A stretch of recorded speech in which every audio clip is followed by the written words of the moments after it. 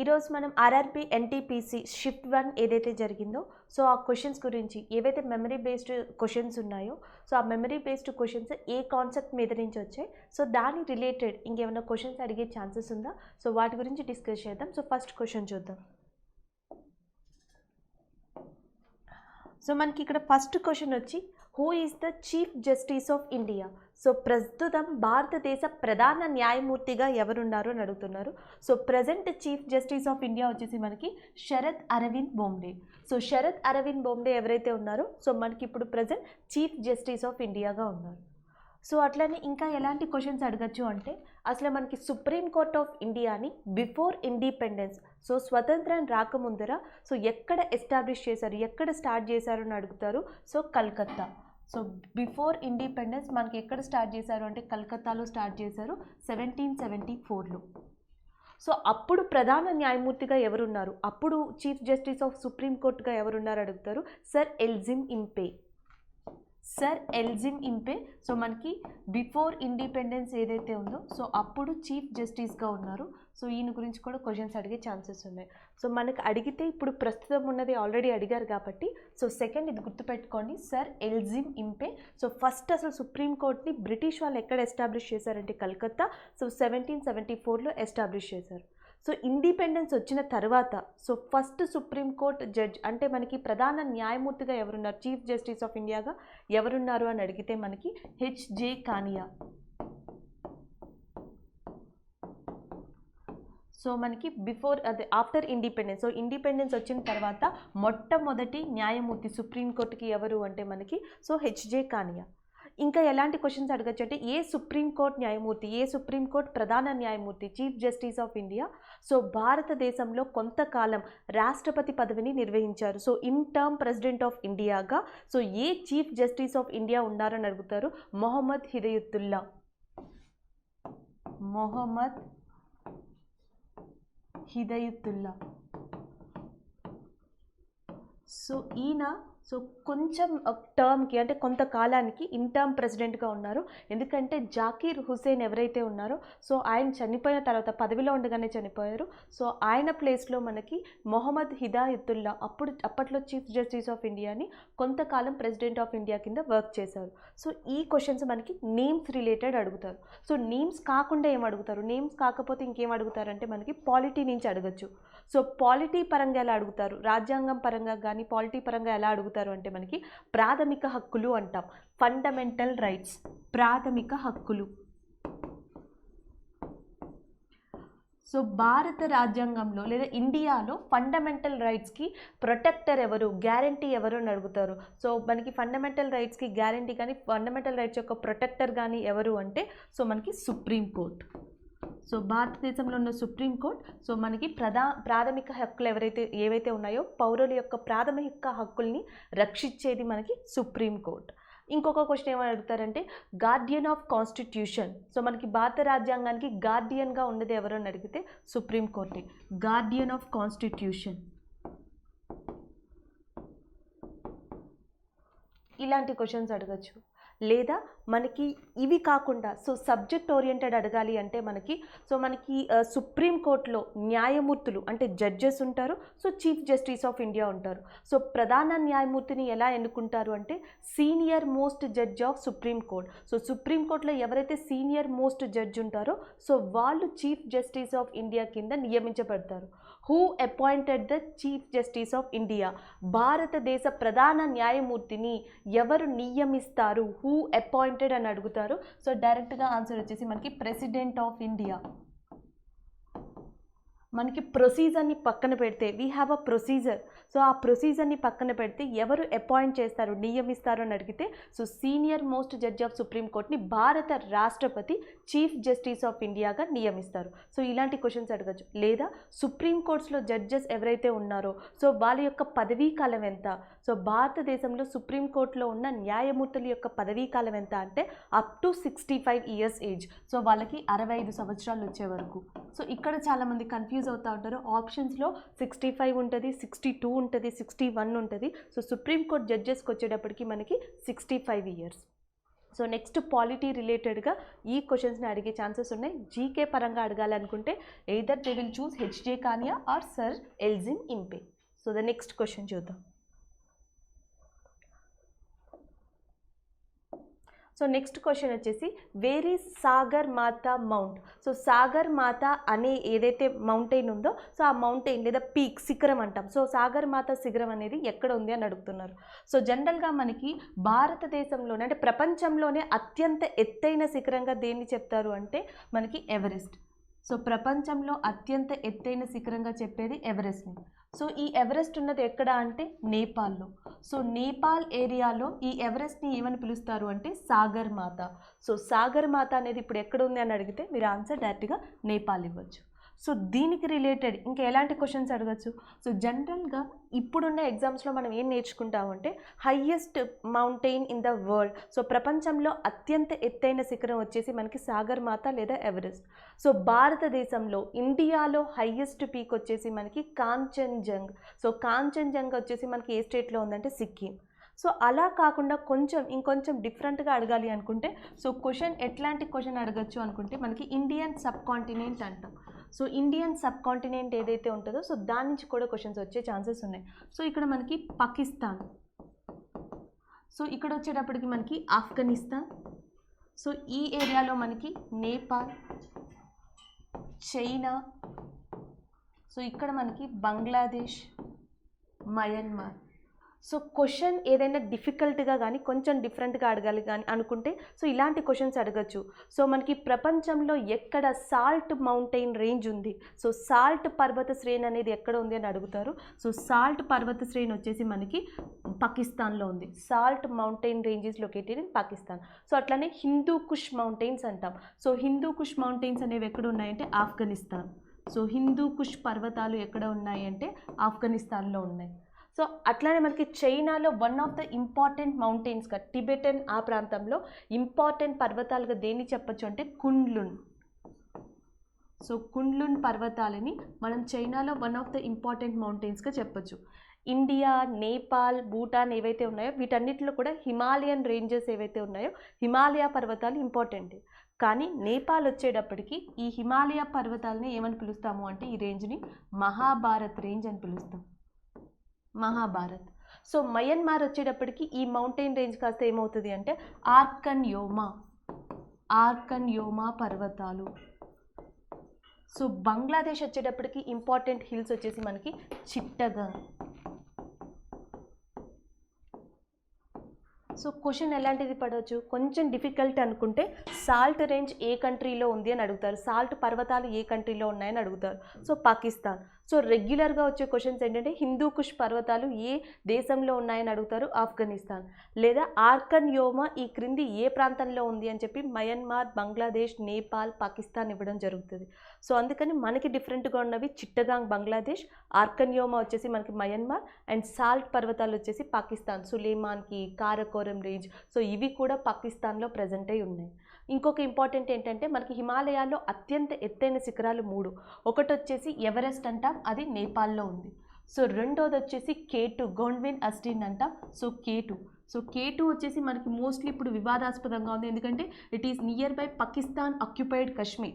పాక్ ఆక్రమిత కాశ్మీర్ ఏదైతే ఉందో సో ఆ రీజియన్ దగ్గర ఉంది కాబట్టి K2ని ప్రస్తుతం భారతదేశం అత్యంత ఎత్తైన శిఖరంగా మన కంట్రీ పరిగణించట్లేదు. సో ఏది తీసుకుంటుంది అంటే మనకి హిమాలయాల్లోని అత్యంత ఎత్తైన 3వ శిఖరం వచ్చేసి కాంచన్జంగ్. సో మనకి కాంచన్జంగ్ ఉన్నది సిక్కింలో, Kanchenjunga which is located in Sikkim area. So సిక్కింలో ఉంది కాబట్టి దీనిని ప్రస్తుతం భారతదేశం హైయెస్ట్ మౌంటైన్ పీక్గా తీసుకుంటుంది. సో అంటే మనకి ఇండియన్ సబ్ కాంటినెంట్. సో భారత ఉపఖండంలో క్వశ్చన్లు అడగాలంటే ఇలా అడుగుతారు. సో డైరెక్ట్గా ఇండియాది అడగాలనుకుంటే అలా అడుగుతారు.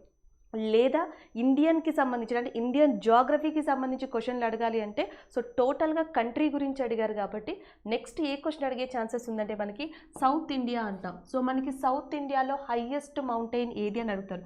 దక్షిణ భారతదేశంలోనే అతి ఎత్తైన శిఖరం వచ్చేసి మనకి అన్నైముడి. దక్షిణ భారతదేశంలోని అతి ఎత్తైన శిఖరం వచ్చేసి మనకి అన్నైముడి అని చెప్తాము. అది ఏ స్టేట్లో ఉంది అంటే కేరళ. సో ఇంకొకటి రెగ్యులర్గా అడిగే క్వశ్చన్ ఏంటంటే మనకి వెస్ట్రన్ ఘాట్స్ ఈస్టర్న్ ఘాట్స్ ఏవైతే మనకి పడమటి కనుమలు తూర్పు కనుమలు ఉంటాయో so western Ghats eastern Ghats భారతదేశంలో ఎక్కడ కలుసుకుంటాయని అడుగుతారు. సో భారతదేశంలో అవి కలుసుకునే చోటు వచ్చేసి నీలగిరి. సో మనకి నీలగిరిలో హైయెస్ట్ పీక్ ఏది అని అడుగుతారు, దొడబెట్ట. సో క్వశ్చన్ రెండు రకాలుగా అడగచ్చు. సో నీలగిరి దగ్గర ఏ కనుమలు కలుసుకుంటాయి, పడమటి కనుమలు తూర్పు కనుమలు, లేదా నీలగిరిలో ఉన్న అత్యంత ఇంపార్టెంట్ ఎత్తైన శిఖరం ఏది అని అడుగుతారు, దొడబెట్ట. లేదా దొడబెట్ట ఏ స్టేట్లో ఉంది అని అడుగుతారు, తమిళనాడు ఏరియా. సో ఇవి ఎక్కువగా అడిగే ఛాన్సెస్ ఉన్నాయి. ఇంకొక రెండు ఇంపార్టెంట్ ఏంటంటే మనకి మౌంటైన్స్కి సంబంధించి ఆల్రెడీ ప్రీవియస్ షిఫ్ట్స్లో అడిగారు, శాడిల్ పీక్ అంటాం, saddle peak. So saddle peak ఎక్కడుంది అని అడుగుతారు, Andaman and Nicobar. So saddle peak అనేది ఎక్కడుంది అంటే అండమాన్ అండ్ నికోబార్ ఏరియాలో ఉంది. సో దీన్ని అడిగే ఛాన్సెస్ ఉన్నాయి మనకి. లేకపోతే పూర్వాంచల్ రేంజ్ అంటాం, పూర్వాంచల్.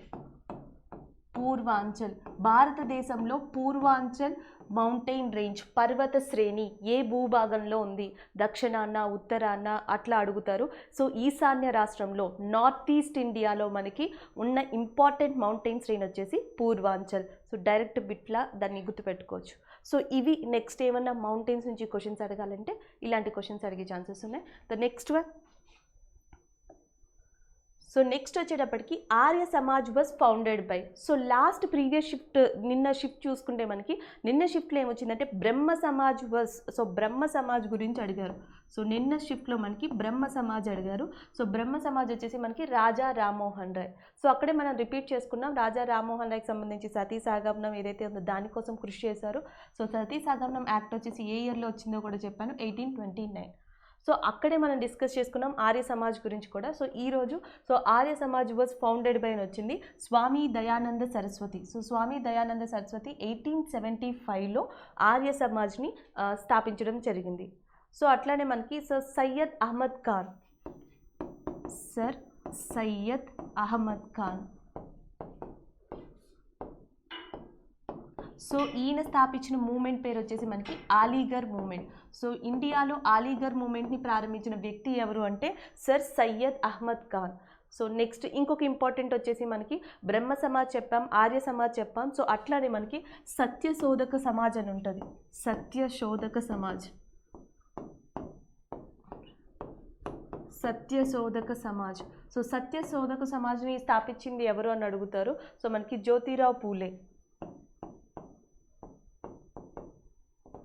జ్యోతిరావు పూలే. సో మనకి స్థాపించింది ఏది అంటే సత్యశోధక సమాజ్. సో అట్లానే అనిబీసెంట్. సో ఏ సోషల్ రిఫార్మ్కి చెందిన వ్యక్తి అని అడుగుతారు. Annie Besant is also member of, Annie Besant A social reform అంటే సంఘ సంస్కరణలు అంటాం కదా. సో అట్లాంటిది ఏ సోషల్ రిఫార్మ్ ఆర్గనైజేషన్కి చెందిన వ్యక్తి అని అడుగుతారు, theosophical. So theosophical society member ఎవరు అని అడిగితే మీరు అనిబీసెంట్ అని చెప్పి నేమ్ ఇవ్వచ్చు. So the next one. Next వచ్చేసి who is the new chairman of CII. So మనకి ఏదైతే ఇండస్ట్రీస్కి సంబంధించిందో కాన్ఫెడరేషన్ ఆఫ్ ఇండస్ట్రీస్కి, సో దానికి సంబంధించి న్యూ చైర్మన్గా ఉన్నది ఎవరు అని అడుగుతున్నారు. సో ఇప్పుడు ప్రజెంట్ సిఐఐ చైర్మన్ వచ్చేసి మనకి ఉదయ్ కొటక్. సో ఉదయ్ కొటక్ సిఐఐ యొక్క చైర్మన్గా ఉన్నారు. So the next one. Next వచ్చేసి క్యాపిటల్ ఆఫ్ ఆస్ట్రేలియా. సో నేను ఆల్రెడీ మీకు నిన్న కూడా డిస్కషన్లో చెప్పాను, ప్రీవియస్ షిఫ్ట్లో కూడా డిస్కషన్లో చెప్పాను. సో మనకి ఎయిదర్ అడిగితే వరల్డ్లో ఉన్న కొన్ని కంట్రీస్ యొక్క క్యాపిటల్స్ అడుగుతున్నారు, లేకపోతే ఇండియాలో స్టేట్స్ యొక్క క్యాపిటల్ అడుగుతున్నారు. బీహార్ క్యాపిటల్ ఒకటి ఆల్రెడీ అడగడం జరిగింది ఇండియా స్టేట్స్లో. సో మనకి ఓల్డ్ వచ్చేసి మనకి వరల్డ్లో స్వీడన్ అని ఉంది, స్వీడన్ క్యాపిటల్ ఒకటి అడిగి ఉన్నారు.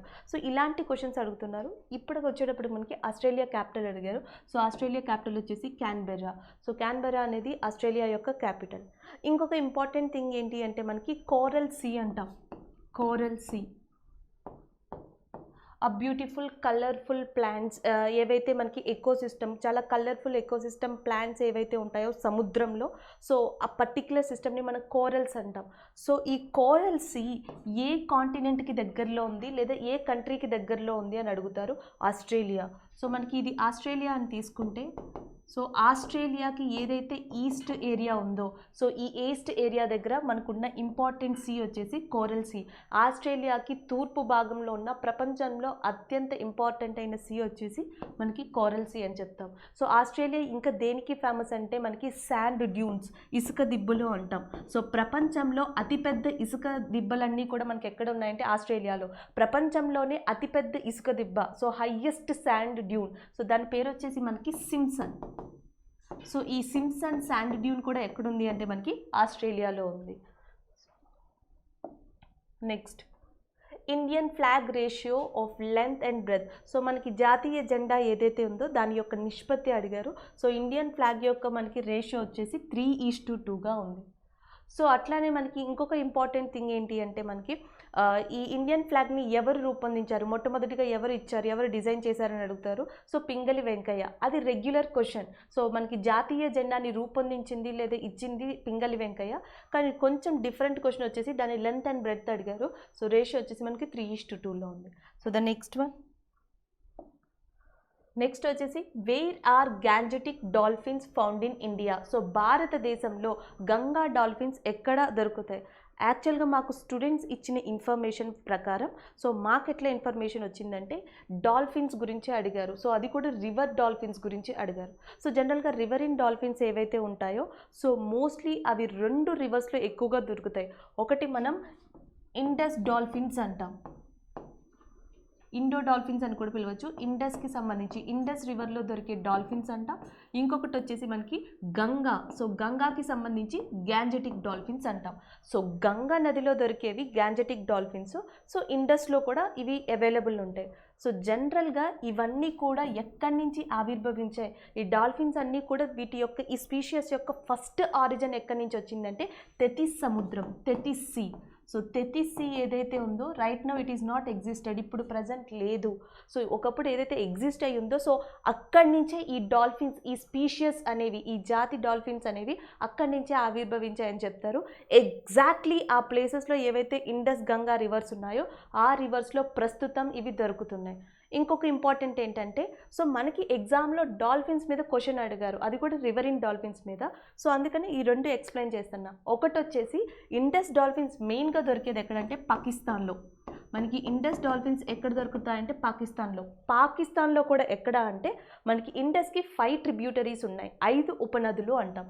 సో ఇండస్ యొక్క 5 ఉపనదులు ఏంటి అంటే, ఒకటి జీలం అని చెప్తాం, రెండోది వచ్చేసి చీనాబ్, రావి, బియాస్, సట్లెజ్. సో ఇండస్ యొక్క 5 ఉపనదులు వచ్చేసి జీలం, చీనాబ్, రావి, బియాస్, సట్లెజ్. సో దీంట్లో మనకి ఈ చీనాబ్ రివర్ ఏదైతే ఉందో, సో ఈ చీనాబ్ రివర్ పాకిస్తాన్లో ఎక్కడ ప్రవహిస్తుందో, సో అక్కడ మనకి ఈ డాల్ఫిన్స్ అనేవి దొరుకుతాయి. సో మనకి ఇండస్ డాల్ఫిన్స్ అనేవి ఏ రివర్ దగ్గర దొరుకుతాయి పాకిస్తాన్లో అంటే చీనాబ్ దగ్గర. సో ఇండియాకి వచ్చేటప్పటికి, సో ఇండియాలో మనకి ఎక్కడెక్కడ మెయిన్గా ఈ డాల్ఫిన్స్ దొరుకుతాయి అంటే, సో మనకి మెయిన్గా పంజాబ్లో కూడా ఈ డాల్ఫిన్స్ కనిపిస్తాయి, నెక్స్ట్ వచ్చేసి ఉత్తరప్రదేశ్లో కనిపిస్తాయి, నెక్స్ట్ వచ్చేసి బీహార్లో కనిపిస్తాయి. అతి ముఖ్యంగా కనిపించేది ఏ స్టేట్స్లో అంటే పంజాబ్, ఉత్తరప్రదేశ్, బీహార్. ఇక్కడ గంగా డాల్ఫిన్స్ కనిపిస్తాయి. వీటితో పాటు ఇంకెక్కడ కనిపిస్తాయి అంటే వెస్ట్ బెంగాల్లో కూడా. సో ఈ రాష్ట్రాల్లో మనకి ఎక్కువగా కనిపించేది గ్యాంజెటిక్ డాల్ఫిన్స్. సో పంజాబ్లోకి గంగా రివర్కి ఏ విధమైన కనెక్షన్ లేదు, కానీ పంజాబ్లో ప్రవహించేది ఇండస్ యొక్క ఉపనదులు. సో అందుకనే పంజాబ్లో కూడా మనకి ఈ డాల్ఫిన్స్ అనేవి అవైలబుల్ ఉంటాయి. ఇంకొక ఇంపార్టెంట్ థింగ్ ఏంటంటే, భారతదేశం యొక్క జల జంతువు, ఇండియన్ ఎక్వాటిక్ యానిమల్. సో మన జాతీయ జల జంతువుగా దేన్ని చెప్తారు అంటే గ్యాంజెటిక్ డాల్ఫిన్ని చెప్తారు. సో ఇది ఇన్ఫర్మేషన్. సో ఇక్కడ ఆన్సర్ వచ్చేసి భారతదేశంలో గంగా డాల్ఫిన్లు ఎక్కడ కనిపిస్తాయంటే గంగా పరివాహక ప్రాంతాలు, so Gangetic flow areas. So అవి వచ్చేసి ఇవి అవుతాయి, Uttar Pradesh, Bihar and West Bengal. So the next one, who is the chairman of World Bank. So World బ్యాంక్కి ప్రస్తుతం చైర్మన్గా ఉన్నది ఎవరని అడుగుతున్నారు. So Malpass David. So Malpass David ఎవరైతే ఉన్నారో ఈయన ప్రస్తుతం మనకి వరల్డ్ బ్యాంక్ యొక్క చైర్మన్గా ఉన్నారు.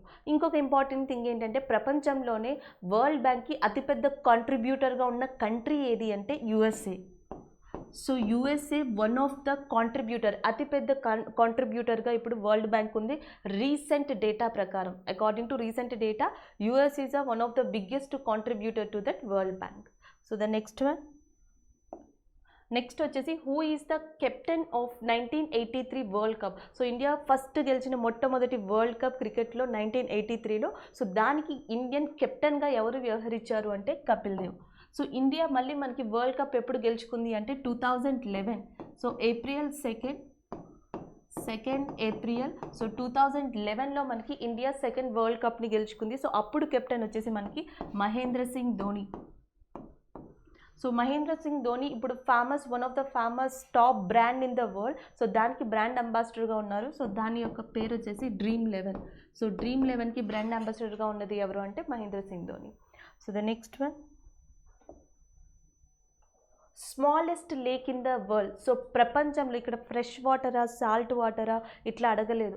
సో జనరల్గా మనకి లేక్స్ ఏవైతే ఉన్నాయో సో వాటి యొక్క క్యారెక్టరిస్టిక్స్ని బట్టి, సో వాటి యొక్క లక్షణాలని బట్టి, ఆ వాటర్ ఆ నీటి ఉండే స్వభావాన్ని బట్టి దీన్ని 2 రకాలుగా విభజించవచ్చు. ఒకటి ఫ్రెష్ వాటర్ లేక్ అంటాం, ఇంకొకటి వచ్చి సాల్ట్ వాటర్ లేక్ అంటాం.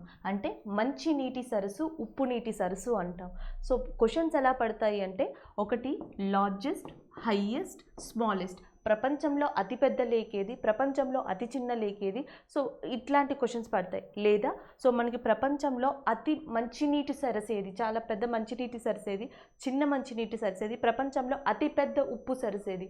సో లేక్స్కి వచ్చేటప్పటికి మనకి ఈ 5 కేటగిరీస్ నుంచి క్వశ్చన్స్ వస్తాయి. సో ఇందులో ఇప్పుడు ఏ కేటగిరీ నుంచి క్వశ్చన్ వచ్చింది అంటే మనకి smallest lake in the world. So ఇది అడిగారు మనకి.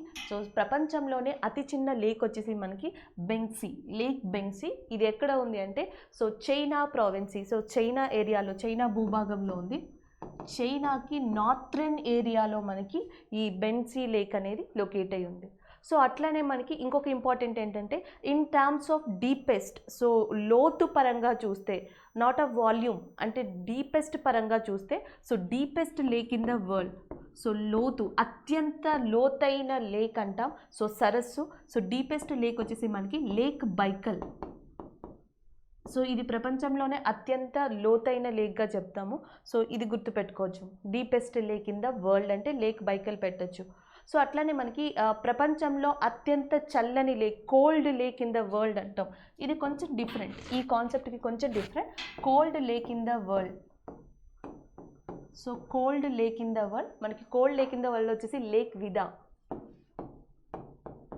లేక్ విడా ఇది ఎక్కడుందంటే అంటార్కిటిక్ ఏరియాలో ఉంది. Antarctic area.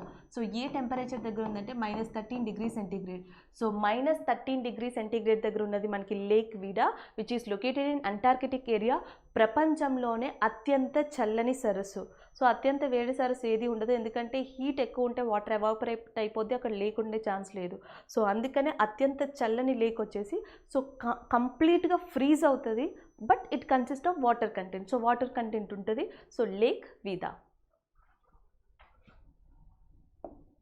నెక్స్ట్ వచ్చేసి so Tamasha a dance form is in from which state. So previous దాంట్లో మనం భరతనాట్యం ఇట్లాంటివి చూసాం. సో ప్రీవియస్ క్వశ్చన్స్లో నేను చెప్పాను అది that is a Kathak. So I will give a one clarity. So Kathak, Kathakali. Actually Kathak is from that UP state, Uttar Pradesh. Kathakali is from that Kerala. It is a connecting Odissi ఏదైతే ఉందో, ఒడిస్సీ నాట్యం, it is from Odisha. So ఫ్లోలో by mistake I given Odisha here, it's wrong. So Kathak వచ్చేసి ఉత్తరప్రదేశ్, కథకలి వచ్చేసి కేరళ, ఒడిస్సీ వచ్చేసి ఒడిస్సా. ఇవి Indian classical dances. So previous షిఫ్ట్లో వచ్చేసి మనకి భరతనాట్యం, కూచిపూడి అడిగారు, అది ఆంధ్రప్రదేశ్. భరతనాట్యం వచ్చేసి తమిళనాడు. ఇక్కడ వచ్చేటప్పుడు మనకి ఫోక్ డాన్స్ అడిగారు. ఫోక్ డాన్స్లో తమాషా అనేది ఏ రాష్ట్రానికి చెందింది అంటే మహారాష్ట్ర. సో మహారాష్ట్రలో ఇంకొక ఇంపార్టెంట్ డాన్స్ వచ్చేసి మనకి లావాణి అంటాం. సో లావాణి, కోలి ఇవన్నీ కూడా మనకి మహారాష్ట్రలో ఇంపార్టెంట్ డాన్సెస్గా చెప్పచ్చు, ఫోక్ డాన్సెస్గా. ఇంకా మహారాష్ట్రకి సంబంధించి ఇంకేం క్వశ్చన్స్ అడగచ్చు అంటే lunar lake. Lunar lake. So lunar lake అనేది ఎక్కడ ఉంది అని అడుగుతారు, మహారాష్ట్ర ఏరియా. సో దీనిని మనం ఏమని పిలుస్తాం అంటే క్రేటర్ లేక్. Crater lake.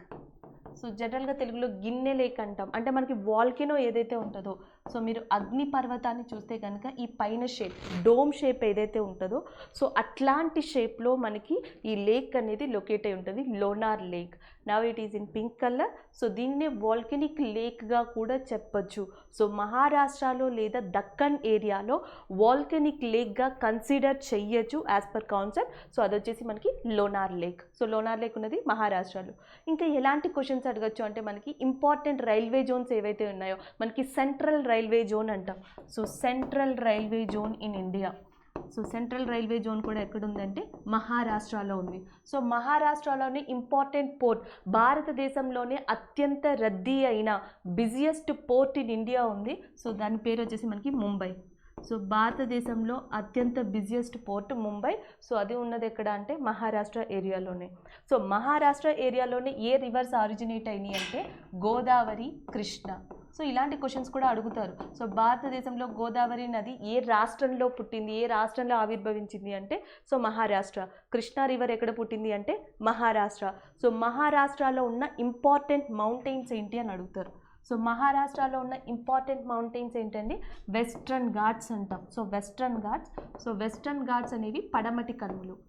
పడమటి కనుమల్ని ఇంకేమని పిలవచ్చు, ఈ క్వశ్చన్ కూడా ఫ్రేమ్ చేసుకోవచ్చు మనం. Western Ghats is also called as, so western Ghats is also called as Sahyadri.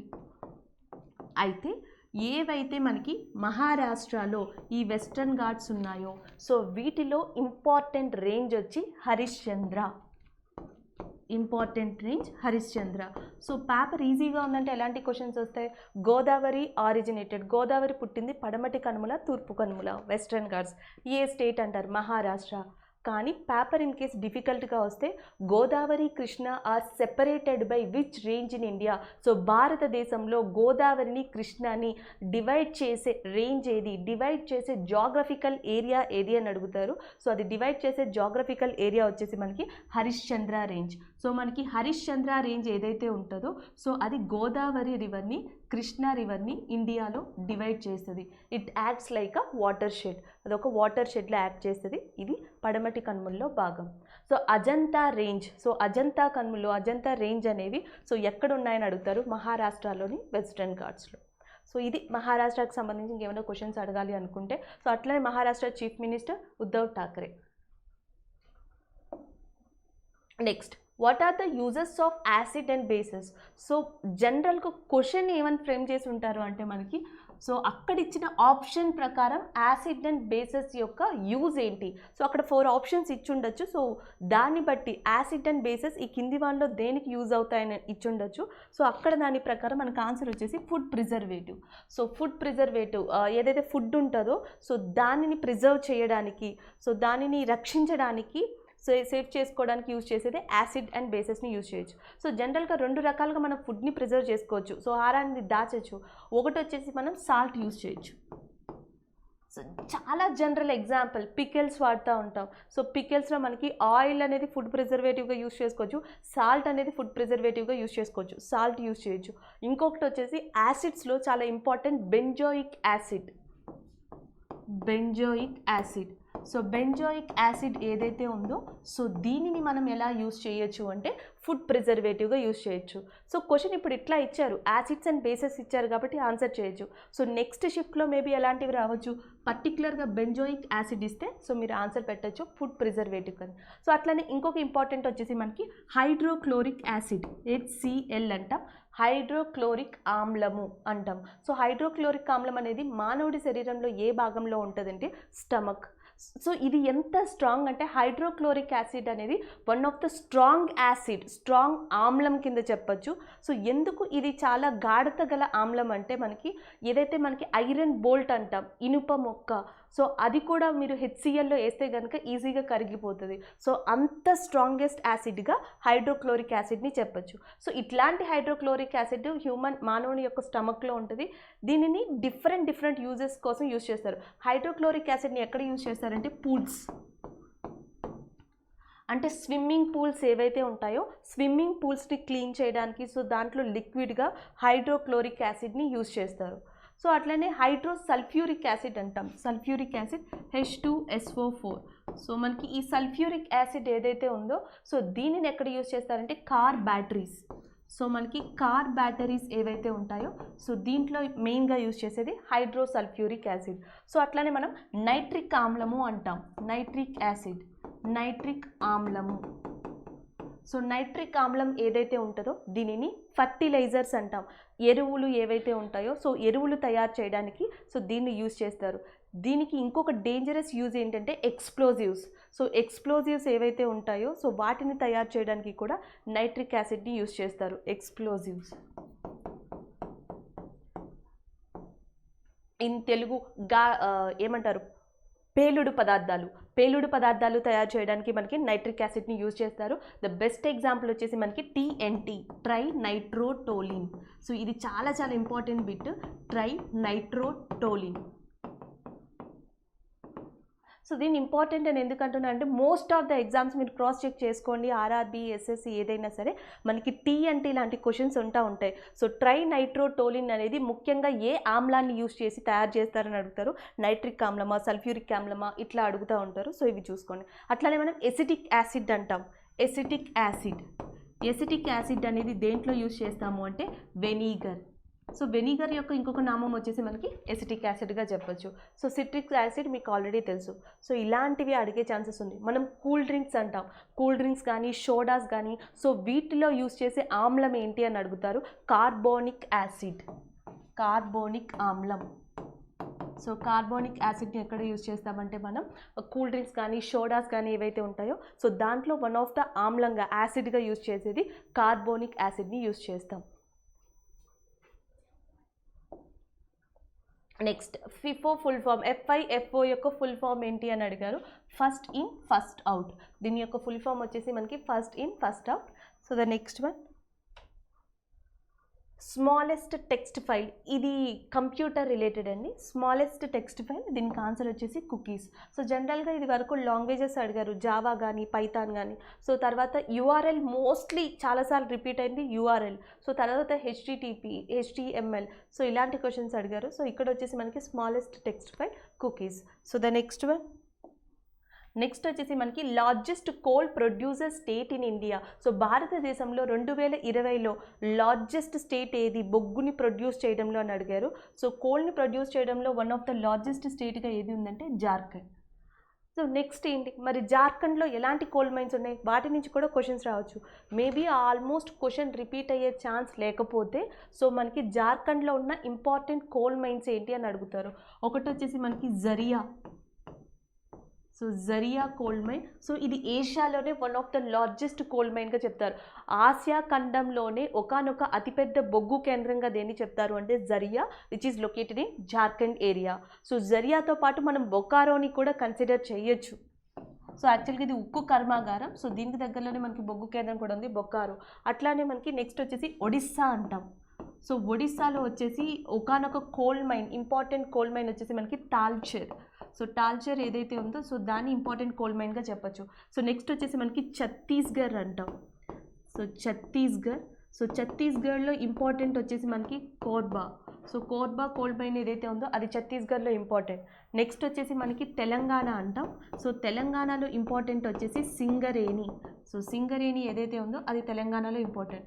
So ఒక్కొక్కసారి కోల్ మైన్ నేమ్ అడుగుతారు, లేకపోతే ప్రొడక్షన్. సో ఇలాంటి క్వశ్చన్స్ కూడా అడుగుతారు. లేకపోతే మనకి గోల్డ్ అంటాం. సో గోల్డ్ వచ్చేసేటప్పటికి ఇంపార్టెంట్గా భారతదేశంలో 3 గన్లు ఉన్నాయి, 3 మైన్స్ ఉన్నాయి. ఒకటి వచ్చేసి కోలార్ మైన్, కోలార్ బంగారు గని. ఇంకొకటి వచ్చేసి హుట్టి అంటాం. ఇంకొకటి వచ్చేసి సోనాబాద్. సో టోటల్గా మనకి ఇంపార్టెంట్ 3 ఉన్నాయి. సో మనకి కోలార్, హుట్టి వచ్చేసి ఏ స్టేట్లో ఉన్నాయి అంటే కర్ణాటకలో ఉన్నాయి. ఈ 2 కూడా ఉన్నవి కర్ణాటక. సో నెక్స్ట్ వచ్చేసి సోనాబాద్. సో సోనాబాద్ ఉన్నది ఎక్కడ అంటే ఉత్తరప్రదేశ్లో. క్వశ్చన్ నార్మల్గా ఇవ్వాలంటే డైరెక్ట్ కోలార్ చూస్ చేసుకోవచ్చు, లేదా క్వశ్చన్ కొంచెం ట్విస్టెడ్గా ఇవ్వాలి అనుకుంటే సోనాబాద్ని ఎక్కువగా అడిగే ఛాన్సెస్ ఉన్నాయి. నెక్స్ట్ వన్, సో అట్లనే మనం డైమండ్ అంటున్నాం. సో డైమండ్ వచ్చేటప్పటికి భారతదేశంలో 2 స్టేట్స్లో ముఖ్యంగా దొరుకుతాయి. ఫస్ట్ వచ్చేసి మనకి మధ్యప్రదేశ్ అంటాం. సో సెకండ్ వచ్చేసి ఆంధ్రప్రదేశ్ అంటాం.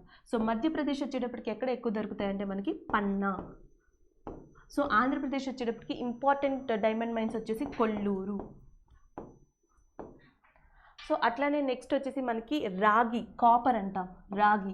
సో రాగి ఎక్కువగా దొరికే 2 ప్రదేశాలు వచ్చేసి ఒకటి హజరీబాగ్, ఇంకొకటి వచ్చేసి భారతదేశంలోనే చాలా ఫేమస్ మైన్స్. సో రాగి దొరికేది అక్కడ ఎక్కువ, దాని పేరు వచ్చేసి కేత్రి. సో కేత్రి అనేది ఎక్కడ ఉంది అంటే రాజస్థాన్లో ఉంది. సో గోల్డ్ కానీ డైమండ్ కానీ ఇట్లా. సో తమిళనాడుకు వచ్చేసేటప్పటికి మనకి తమిళనాడులో గ్రానైట్ ఏదైతే ఉందో, సో గ్రానైట్ ఎక్కువగా దొరుకుతుంది. అట్లానే కోల్. సో కోల్కి వచ్చేటప్పటికి తమిళనాడులో నైవేలి. సో నైవేలి ఏదైతే ఉందో ఈ ఏరియాలో మనకి బొగ్గు ఎక్కువగా దొరుకుతుంది. సో కోల్ అనేది సౌత్ ఇండియన్ స్టేట్స్లో, సో మనకి సింగరేణి తర్వాత ఎక్కువగా దొరికేది ఎక్కడ అంటే తమిళనాడు ఏరియా, అది కూడా ఎక్కడ అంటే నైవేలి. సో ఇవంతా కూడా జీకే పరంగా. సైన్స్ పరంగా అడిగితే ఎలాంటివి అడుగుతారు అంటే మనకి, సో మనకి బొగ్గు ఏదైతే ఉంటుందో కోల్లో మెయిన్ కంటెంట్ వచ్చేసే కార్బన్. సో ప్రధాన కారకం ఏది అంటే కార్బన్ అని చెప్తాం. సో కార్బన్ పర్సంటేజ్ని బట్టి బొగ్గుది అది నాసి రకమా లేదా ఏ రకం అనేది సో దానిని ఐడెంటిఫై చేస్తారు. So depends on carbon percentage and we are dividing coal into 3 types. ముఖ్యంగా 3 రకాలుగా చెప్పొచ్చు. ఒకటి వచ్చేసి యాంథ్రసైట్ అంటాం, ఇంకొకటి వచ్చేసి బిటుమినస్ అంటాం, ఇంకొకటి వచ్చేసి పీట్ అంటాం. యాంథ్రసైట్, బిటుమినస్, ఇంకొకటి వచ్చేసి పీట్. సో ఇట్లా 3. సో దీంట్లో మనం నాచు రకం అంటే లీస్ట్గా ఏది చెప్తామంటే పీట్ చెప్పచ్చు. ఇది కాంగ్రా వ్యాలీ, హిమాలయ, జమ్మూ కాశ్మీర్ ఏరియాస్ ఏవైతే ఉంటాయో సో అక్కడ అత్యంత ఎక్కువగా దొరికేది. సో భారతదేశంలో ఎక్కువగా యూజ్ చేసేది ఏది అంటే బిటుమినస్ కోల్. భారతదేశంలో ఎక్కువగా యూజ్ చేసే బొగ్గు రకం వచ్చేసి మనకి బిటుమినస్. సో ప్రపంచంలోనే అత్యంత ప్యూరెస్ట్ కోల్ వచ్చేసి ఆంథ్రసైట్గా చెప్తాం. సో ఇలాంటివి మనకి ఎన్ని రకాలు ఉన్నాయి ఏంటి అనేది కూడా చాలా important. So the next one, next వచ్చేసి మనకి platter is an output device are input device. So ఇది కూడా మనకి కంప్యూటర్ రిలేటెడ్. ప్లాటర్ అనే డివైస్ ఇన్పుట్టా లేదా అవుట్పుట్టా అని అడుగుతున్నారు. So platter is belongs to that output. ఇది ఒక అవుట్పుట్ డివైస్. సో అట్లానే కంప్యూటర్కి సంబంధించి కొన్ని ఇన్పుట్ డివైజెస్ ఏమున్నాయి, కొన్ని అవుట్పుట్ డివైజెస్ ఏమున్నాయి, పర్టికులర్ లాంగ్వేజ్ని ఎవరు ఇంట్రడ్యూస్ చేశారు, సో ఇప్పుడైతే ఏవైతే ట్రెండింగ్ లాంగ్వేజెస్ ఉన్నాయో సో వాటిని ఎవరు ఇంట్రడ్యూస్ చేశారు, ఇలాంటి లిస్ట్ అవుట్ చేసుకుని సో ఒకసారి చూసుకుంటే ప్రీవియస్ క్వశ్చన్స్ కనుక రిపీట్ కాకపోతే అవి మీకు బాగా యూజ్ అవుతాయి. So the next one, what is the smallest continent of the world. So ప్రపంచంలో అతి చిన్న కాంటినెంట్ ఏది అని అడిగారు. సో అతి చిన్న ఖండం వచ్చేసి మనకి ఆస్ట్రేలియా.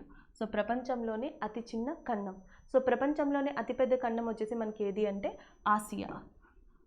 వైశాల్యం పరంగా చూస్తే సో మనకి ఏరియా పరంగా చూస్తే ప్రపంచంలోనే అతిపెద్ద ఖండంగా దేన్ని చెప్పచ్చు అంటే ఆసియాని చెప్పచ్చు. నేను నెక్స్ట్ ఖండంగా దేన్ని చెప్పచ్చు అంటే ఆఫ్రికా. సో ఫస్ట్ వచ్చేసి ఆసియా అండ్ సెకండ్ వచ్చేసి ఆఫ్రికాగా చెప్పచ్చు. సో లీస్ట్లో వచ్చే ఏది ఉందంటే ఆస్ట్రేలియా. సో ఆల్రెడీ మనకి ఏరియా వైజ్ కాంటినెంట్ అడిగారు, అదే కంట్రీ అడిగితే సో ప్రపంచంలో ఎక్కువ ఏరియా ఉన్న అంటే వైశాల్యంలో అతిపెద్ద కంట్రీ ఏది, అతిపెద్ద దేశం ఏది అంటే రష్యా అండి. సో వైశాల్యంలోనే అతిపెద్ద కంట్రీ ఏది అంటే రష్యాగా చెప్పొచ్చు.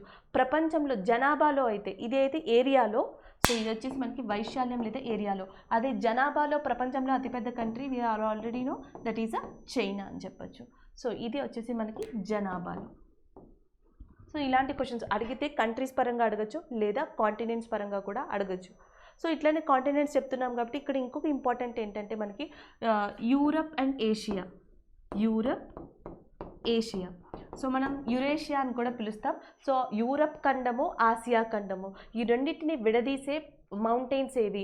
Europe is divided completely from the rest of the Asia by which mountains. So ఏ పర్వతాలు యూరప్ని ఆసియా ఖండం నుంచి విడదీస్తున్నాయని అడుగుతారు. Ural mountains. సో ఉరల్ పర్వతాలు ఏవైతే ఉన్నాయో Ural mountains they are dividing Europe from the rest of the Asia. ఆసియా ఖండం నుండి సో ఏవైతే మనకి ఉరల్ పర్వతాలు ఉంటాయో సో అవి యూరప్ని ఆసియాని విడదీస్తున్నాయి. సో ఇవి మనకి ఉరల్ మౌంటైన్స్గా చెప్పచ్చు. సో అట్లానే ఈ యూరప్ ఏదైతే ఉందో ఈ ఐరోపా కంట్రీ అంటాం, ఐరోపా ఖండం. సో ఈ యూరప్లోనే important mountains, one of the important మౌంటైన్స్గా దేని చెప్పచ్చు అంటే ఆల్ప్స్ చెప్పచ్చు.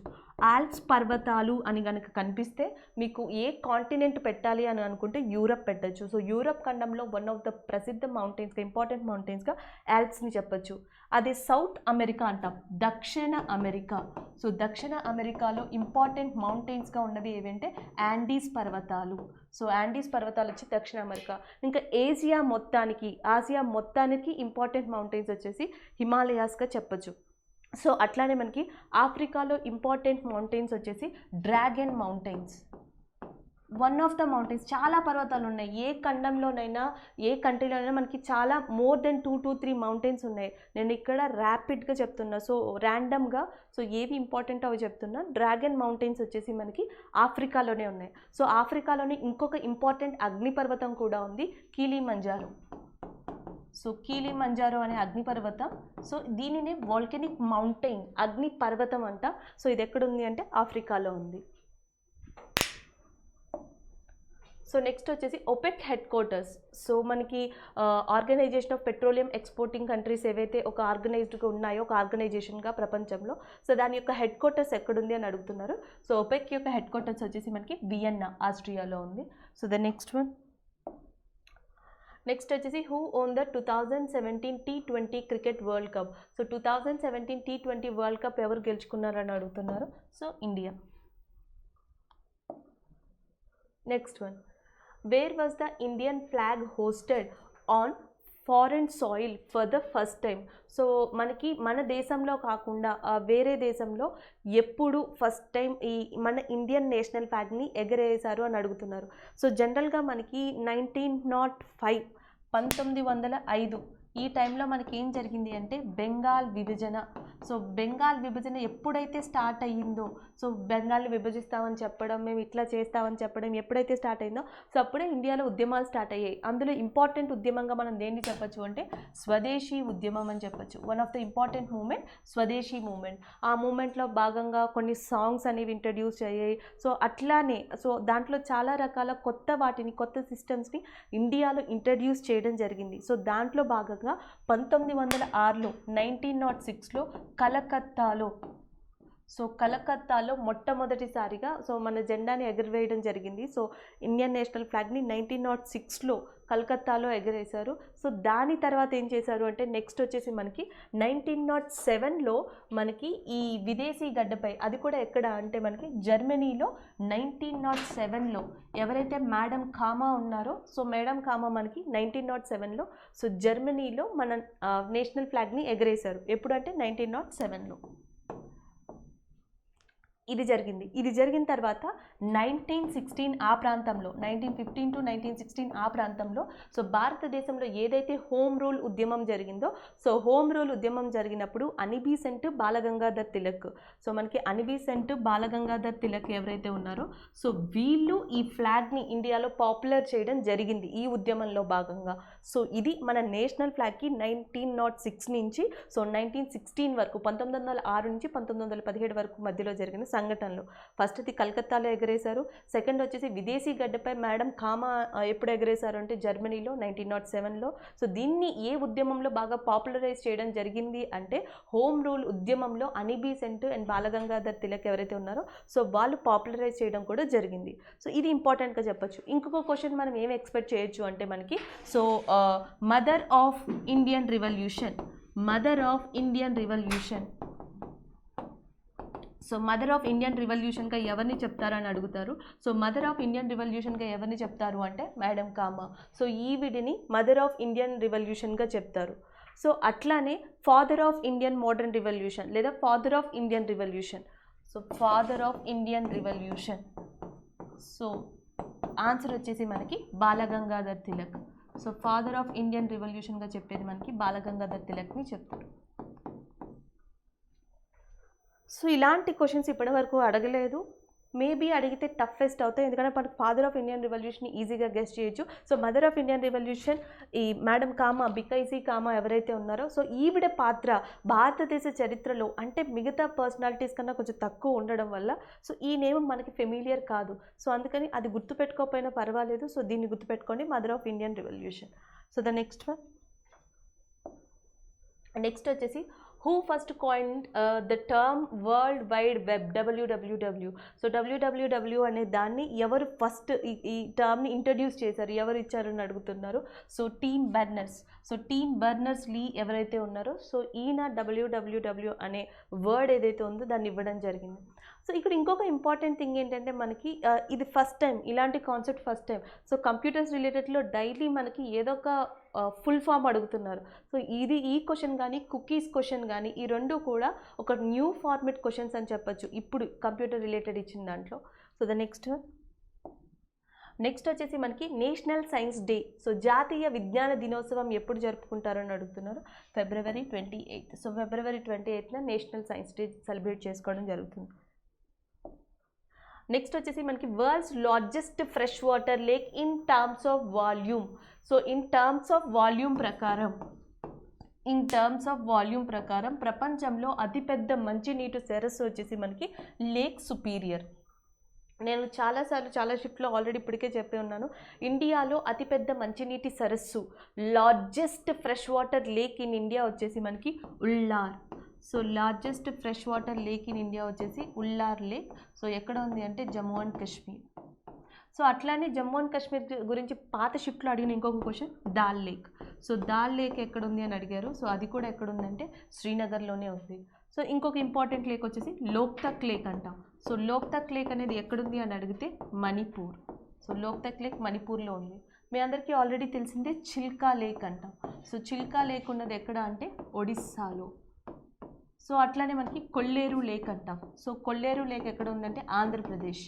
సో 2018-2019లో ఇండియాలో pelican bird festival, so pelican పక్షుల ఫెస్టివల్ ఏదైతే ఉందో సో అది ఎక్కడ జరిగింది అంటే కొల్లేరు ఆంధ్రప్రదేశ్లో జరిగింది.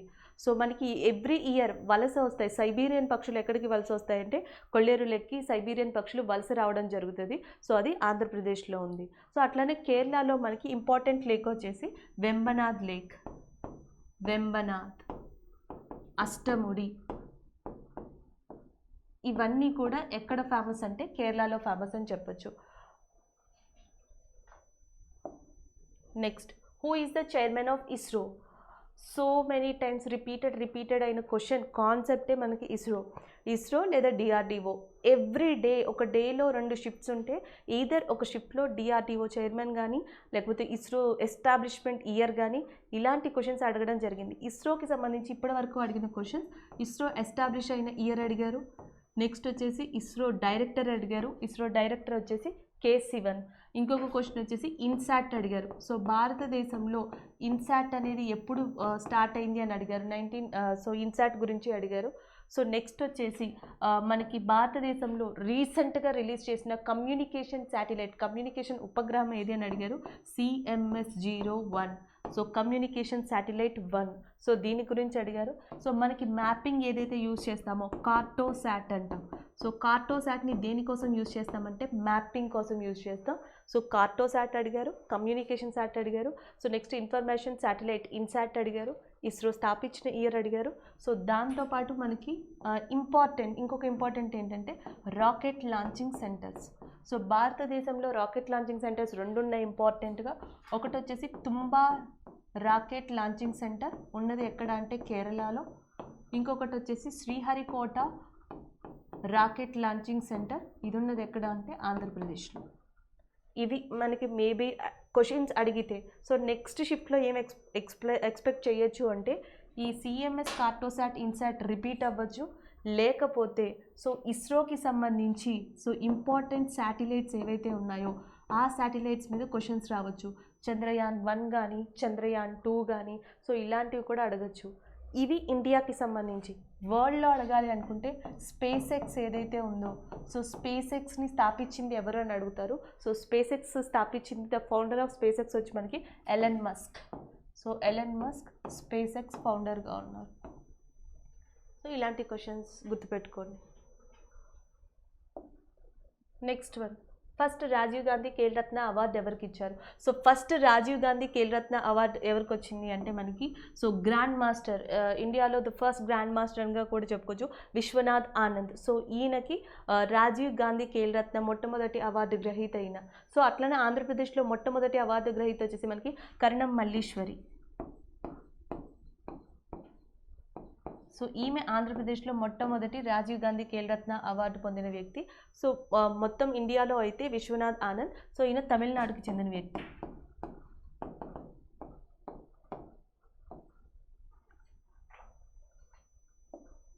సో ఇక్కడ క్వశ్చన్ వచ్చి మనకి which article is related with equality of opportunity in matters of public employment.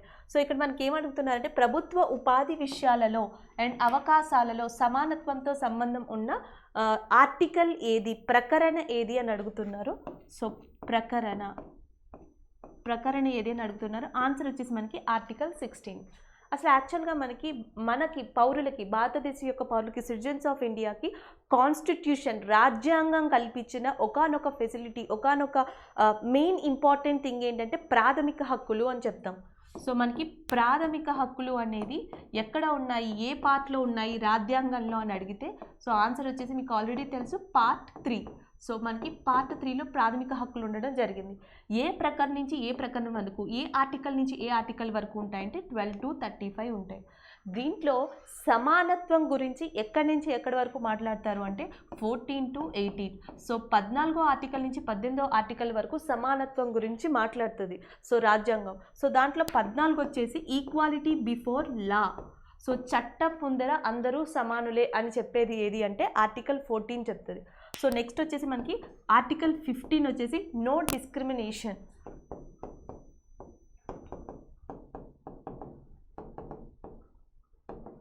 అంటే వ్యత్యాసం, ఎలాంటి వ్యత్యాసం ఉండకూడదు. అది జెండర్ విషయంలో, సో స్త్రీ పురుషులని చెప్పి అంటే మేల్ అండ్ ఫీమేల్ అని చెప్పి, లేకపోతే పుట్టిన చోటుని బట్టి కానీ, సో పుట్టిన కులాన్ని బట్టి కానీ, పుట్టిన ప్లేస్ని బట్టి కానీ, in terms of birth place, in terms of gender, in terms of caste, so in terms of sex ratio ఏదైనా సరే సో దేంట్లో పరంగా కూడా మనకి సో డిస్క్రిమినేషన్ అనేది ఉండకూడదు, వ్యత్యాసం ఉండకూడదు అని చెప్పేది ఏది అంటే ఆర్టికల్ 15 చెప్తుంది. సో ఆర్టికల్ 16 ఏం చెప్తుందంటే ప్రభుత్వం కల్పించే, ప్రభుత్వ పరిధిలోకి వచ్చే, గవర్నమెంట్ పరిధిలోకి వచ్చే లేదా గవర్నమెంట్ కల్పించే ఏ ఉద్యోగంలోనైనా వ్యత్యాసం అనేది ఉండకూడదు.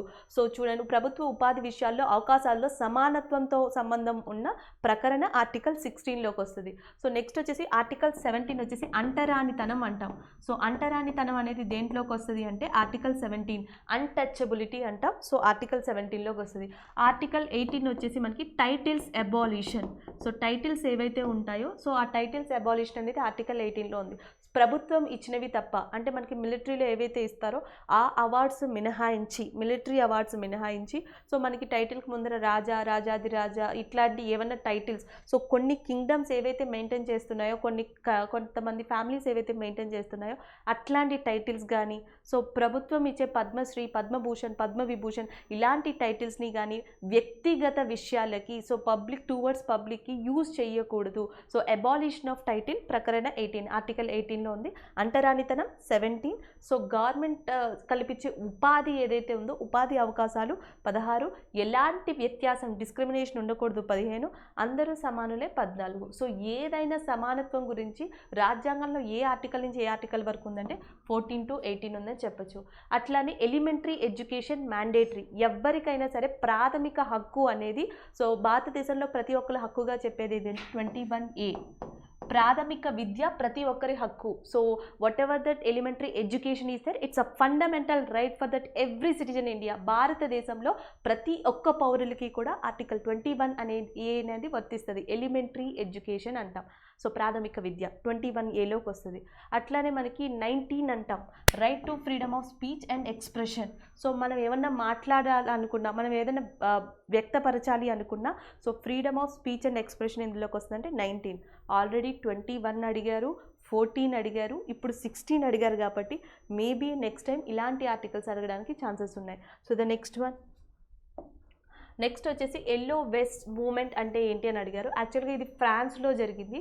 సో ఇది ఫ్యూయల్ రేట్స్ ఏవైతే ఉంటాయో, మనం గ్యాస్ అంటున్నాం, ఫ్యూయల్ ఆర్ గ్యాస్ రేట్స్ ఏవైతే ఉంటాయో సో వాటి మీద ట్యాక్స్ ఎక్కువ పెంచడం వల్ల సో దాని రీజన్తో మొట్టమొదటిగా ఈ మూమెంట్ స్టార్ట్ అయింది చాలా శాంతియుతంగా. సో తర్వాత అది వైలెంట్గా మారింది. దీన్ని ఎల్లో షర్ట్స్ మూమెంట్ అని కూడా పిలుస్తారు. ఈ వెస్ట్ మూమెంట్ని ఏమని పిలుస్తారంటే ఎల్లో షర్ట్ మూమెంట్ అని కూడా పిలుస్తారు. సో ఇది ఎక్కడ జరిగింది అంటే ఫ్రాన్స్లో జరిగింది. సో ఇయర్ వచ్చేసి మనకి 2018 అక్టోబర్లో జరిగింది. సో ద నెక్స్ట్ వన్ అట్లానే మనకి ఫ్రెంచ్ రివల్యూషన్ అంటాం, హిస్టరీ వచ్చేటప్పటికి ఫ్రెంచ్ రివల్యూషన్ అంటాం. సో ఫ్రెంచ్ రివల్యూషన్ కూడా గుర్తుపెట్టుకోండి, దాదాపుగా మనకి ఫ్రెంచ్ రివల్యూషన్ వచ్చేసి 1789 నుంచి 1799 వరకు జరిగింది. సో 1789 to 1799, సో ఆల్మోస్ట్ ఈ ఇయర్స్ మధ్యలో మనకి ఫ్రెంచ్ విప్లవం, ఫ్రెంచ్ రివల్యూషన్ అనేది జరిగింది. So the next one, next వచ్చేసి మనకి Surat split held in which INC section. So మనకి సూరత్ స్ప్లిట్ అనేది ఎప్పుడు జరిగింది అని అడిగారు, 1907. మనకి వందే స్వదేశీ మూమెంట్ తర్వాత, బెంగాల్ విభజన తర్వాత, ఈ రెండింటి తర్వాత మనకి ఏదైతే ఐఎన్సీలో చాలా చాలా పెద్ద ఇష్యూస్ వచ్చాయో, సో అవి ఏం చేసినాయి అంటే కాంగ్రెస్ని 2 రకాలుగా విడగొట్టాయి. ఒకటి వచ్చేసి మితవాదులు అంటున్నాం, ఇంకొకటి వచ్చేసి అతివాదులు. ఒకటి మితవాదులు, ఇంకొకటి అతివాదులు. అతివాదులు అంటే ఇంగ్లీష్లో మోడరిస్ట్, ఎక్స్ట్రీమిస్ట్. మితవాదులు అంటే మోడరిస్ట్. సో ఇది వచ్చేసి మనకి మోడరిస్ట్. సో ఇట్లా కాంగ్రెస్ ఎప్పుడు విడిపోయింది అని అడుగుతున్నారు. సో 1907లో విడిపోయింది. సో మనకి అతివాదుల్లో, ఎక్స్ట్రీమిస్ట్లో ఉండేది ఎవరు అంటే లాలా లజపత్ రాయ్, బాలగంగాధర్ తిలక్, బిపిన్ చంద్రపాల్. సో వీళ్ళని మనం ఏమని పిలుస్తున్నామంటే లాల్ బాల్ పాల్ అని చెప్పి పిలుస్తున్నాం. సో మనకి మితవాదుల్లో వచ్చేసి వన్ ఆఫ్ ద ఇంపార్టెంట్ పర్సన్గా ఎవరున్నారంటే దాదాబాయి నౌరోజీ. సో దాదాబాయి నౌరోజీ, ఈయనని ఏమని పిలుస్తాం, grand old man of India, grand old man of India అని చెప్పి సో దాదాబాయి నౌరోజీని పిలుస్తాం. సో ఈయన కూడా మనకి మితవాదుల్లో ఒకరు. సో అట్లనే G Subrahmanyam Iyer, G Subrahmanyam Iyer. So ఈయన కూడా మనకి మితవాదుల్లోకి వస్తారు. ఈయన ద హిందూ అనే న్యూస్ పేపర్ని స్టార్ట్ చేశారు. సో ద హిందూ అనే న్యూస్ పేపర్ని మొట్టమొదటిగా స్థాపించిన వ్యక్తి ఎవరు అంటే జి సుబ్రహ్మణ్యం అయ్యర్. సో ఈయన స్టార్ట్ చేయడం జరిగింది. సో అట్లానే ఇంకొక ఇంపార్టెంట్ పర్సన్ వచ్చేసి మనకి గోపాలకృష్ణ గోఖలే, గోపాలకృష్ణ గోఖలే. సో గోపాలకృష్ణ గోఖలేని ఏమని పిలుస్తారు అంటే సో పొలిటికల్ గురువు ఆఫ్ మహాత్మా గాంధీ. సో మహాత్మా గాంధీకి రాజకీయ గురువుగా పిలిచేది ఎవరిని అంటే సో మనం గోపాలకృష్ణ గోఖలేని. సో ఎవరికి గురువుగా పిలుస్తారు అంటే గాంధీకి, పొలిటికల్ గురువు ఆఫ్ గాంధీ. సో ఇంకొక పర్సన్ వచ్చేసి మనకి సురేంద్రనాథ్ బెనర్జీ, సురేంద్రనాథ్ బెనర్జీ. సో సురేంద్రనాథ్ బెనర్జీ యొక్క ఇంపార్టెన్స్ ఏంటంటే సురేంద్రనాథ్ బెనర్జీ కూడా వన్ ఆఫ్ ద మితవాదే. సో ఆయనని ఏమని పిలుస్తారు అంటే రాష్ట్ర గురు అని పిలుస్తారు. హీఈస్ నోన్ యాజ్ రాష్ట్ర గురు. సో మేబీ నెక్స్ట్ అడిగితే అతివాదులు ఎవరైనా అడుగుతారు, కింది వాళ్ళు మితవాదులు ఎవరైనా అడుగుతారు. డైరెక్ట్ క్వశ్చన్ వచ్చేసి గాంధీ యొక్క రాజకీయ గురువు ఎవరైనా అడుగుతారు, గోపాలకృష్ణ గోఖలే. నెక్స్ట్ వచ్చేసి మనకి formula of gross national income. So gross national income యొక్క ఫార్ములా అడిగారు. సో జీడిపి ప్లస్, సో జీడిపితో పాటు so GDP plus exports minus imports of foreign income. So foreign ఇన్కమ్లో ఉన్న ఎక్స్పోర్ట్ మైనస్ ఇంపోర్ట్ ప్లస్ జీడిపిని కలిపితే వచ్చేది మనకి gross national income, gross national income. So దీని ఫార్ములా వచ్చేసి GDP plus exports minus imports. Next one, next వచ్చేసి మనకి Aarogya Setu app was developed by. So previous షిఫ్ట్లోనేమో Aarogya Setu app was launched by అని అడిగారు, గవర్నమెంట్ ఆఫ్ ఇండియా. సో దీన్ని డెవలప్ చేసింది ఎవరు అంటే national informatic centre. So national informatic centre ఏదైతే ఉందో సో అది ఆరోగ్య సేతు యాప్ అనే దాన్ని డెవలప్ చేయడం జరిగింది. So the next one, next వచ్చేసి where is the headquarters of Interpol. So Interpol యొక్క హెడ్ క్వార్టర్స్ ఎక్కడుంది అని అడిగారు. సో అది వచ్చేసి మనకి లియాన్ ఇన్ ఫ్రాన్స్. సో ఫ్రాన్స్లో లియాన్ అనే కంట్రీలో ఉంది. సో జనరల్గా ఇంటర్పోల్ అనేది largest police system in the world. So ప్రపంచంలోనే అతిపెద్ద పోలీస్ సిస్టమ్గా ఉన్నది ఏది అంటే ఇంటర్పోల్ అని చెప్పొచ్చు. టిల్ డేట్ ఈ రోజుకి టోటల్ నెంబర్ ఆఫ్ ఇంటర్పోల్ ఎంత అంటే 192 మెంబర్స్. 192 కంట్రీలు ఇంటర్పోల్లో సభ్యులుగా ఉన్నాయి. సో టోటల్ కంట్రీస్ వచ్చేసి మనకి 192 మెంబర్స్. సో ఇండియా దీంట్లో సభ్యత్వంగా ఉందా లేదా అంటే India is also a member. So question ఏమని అడగచ్చు, సో క్రింది వానిలో ఎవరు మెంబర్ కాదు. సో దాంట్లో ఇండియా కూడా ఉండొచ్చు. India is a member of interpole అనమాట. సో నెక్స్ట్ ఇండియా ఏ సంవత్సరంలో ఇంటర్పోల్లో జాయిన్ అయింది అంటే 1956. సో 1956 నుంచి ఇండియా ఇంటర్పోల్తో కనెక్ట్ అయి ఉంది. సో ఇంకొకటి, సో ఇంటర్పోల్ రిలీజ్ చేసే నోటీసుల్లో ఇంపార్టెంట్ నోటీస్ వచ్చేసి ఒకటి వచ్చేసి మనకి ఎల్లో నోటీస్ అంటాం. Yellow notice, blue notice, black notice, green notice ఉంటాయి. సో ఎల్లో నోటీస్ ఏంటంటే హ్యూమన్ ట్రాఫికింగ్కి యూజ్ చేస్తాం, హ్యూమన్ ట్రాఫికింగ్. అంటే ప్రపంచం మొత్తంలో ఎవరైనా మనుషులు మిస్ అయినా, కిడ్నాప్కి గురైనా, సో వాళ్ళ ఇన్ఫర్మేషన్ వేరే కంట్రీ నుంచి ఏ కంట్రీలో ఉన్నారు ఈ ఇన్ఫర్మేషన్ మొత్తం తెలుసుకోవాలి అనుకుంటే ఇంటర్పోల్ ఇష్యూ చేసే ఎల్లో నోటీస్ అనేది ముఖ్యం. అట్లనే గ్రీన్ నోటీస్ అంట, ఒక మనిషి గురించి పూర్తిగా తెలుసుకోవాలంటే బ్లూ నోటీస్ యూస్ చేస్తారు. సో ఒక మనిషిని క్రిమినల్గా గుర్తించాలి, వార్నింగ్ ఇవ్వాలి అనుకుంటే సో దానికి గ్రీన్ నోటీస్ యూస్ చేస్తారు, ఆరెంజ్ నోటీస్ యూస్ చేస్తారు. సో ఇంటర్పోల్ ప్రపంచవ్యాప్తంగా చేసే ఒక్కొక్క పనికి, హ్యూమన్ ట్రాఫికింగ్కి కానీ, లేకపోతే స్మగ్లింగ్కి కానీ, టెర్రరిజాన్ని గుర్తించడానికి కానీ, క్రిమినల్స్ని గుర్తించడానికి కానీ ఇట్లాంటి నోటీసెస్ని వాడతారు. సో ఈ నోటీసెస్ని ప్రపంచంలో ఏ ఆర్గనైజేషన్ వాడుతుందంటే ఇంటర్పోల్. సో ద నెక్స్ట్ వచ్చేసి first state in the thermal power plant. So thermal power plant, so ఇండియాలో ఫస్ట్ స్టేట్ ఏది అని అడుగుతున్నారు. Telangana, Hussain Sagar thermal power plant. So that is the first thermal power plant in that India.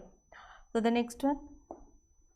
Next వచ్చేసి మనకి Lepakshi temple ఎవరికి dedicated అని అడుగుతున్నారు. So Lepakshi temple అనేది వీరభద్ర, లార్డ్ వీరభద్ర లేదా శివ అని పిలుస్తాం. సో ఇది ఏ స్టేట్లో ఉంది అంటే Andhra Pradesh. It is located in Andhra Pradesh. అట్లానే మనకి విరూపాక్ష టెంపుల్ అంటాం, విరూపాక్ష. సో విరూపాక్ష టెంపుల్ అనేది ఎక్కడ ఉంది అంటే కర్ణాటక, హంపీలో ఉంది. So Hampi in Karnataka. So Lepakshi Andhra Pradesh, Virupaksha Hampi in కర్ణాటకలో ఉంది. నెక్స్ట్ వచ్చేసి మనకి which is the second constitutional post.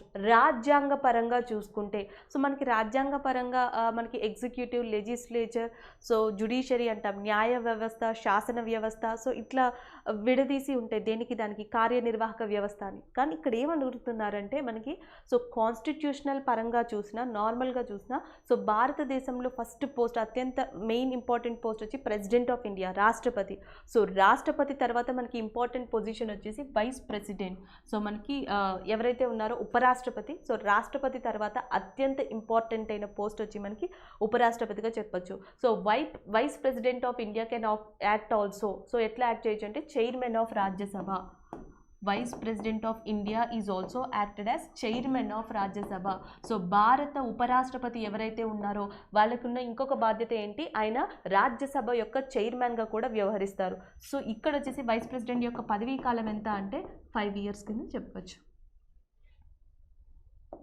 Next first train run between which places. So మొదటి రైలు ఏ దేశాల మధ్య నడుస్తుంది అని అడిగారు. సో ఏ ప్రదేశాల మధ్య, Mumbai to Thane. So Mumbai to Thane first train in India. So ఎప్పుడు స్టార్ట్ అయింది అంటే 1853లో. సో ప్రీవియస్ దాంట్లోనేమో ఫస్ట్ రైల్వే యూనివర్సిటీ ఎక్కడుంది అని అడిగారు, వడోదర. రైల్వే విశ్వవిద్యాలయం ఫస్ట్ ఎక్కడ స్టార్ట్ చేశారు అంటే వడోదర. సో ఈ షిఫ్ట్కి వచ్చేటప్పటికి first train run between which places అని అడిగారు. సో ముంబై టు థానే ఎక్కడ, ఏ ఇయర్ అంటే 1853లో. So the next Fortran full form. So Fortran యొక్క ఫుల్ ఫామ్ ఏంటి అని అడిగారు. So formula translation. ఇది కూడా ఒక కంప్యూటర్ రిలేటెడ్ క్వశ్చన్. ఫోర్ట్రన్ అనేది ఫార్ములా ట్రాన్స్లేషన్, దాని ఫుల్ ఫామ్.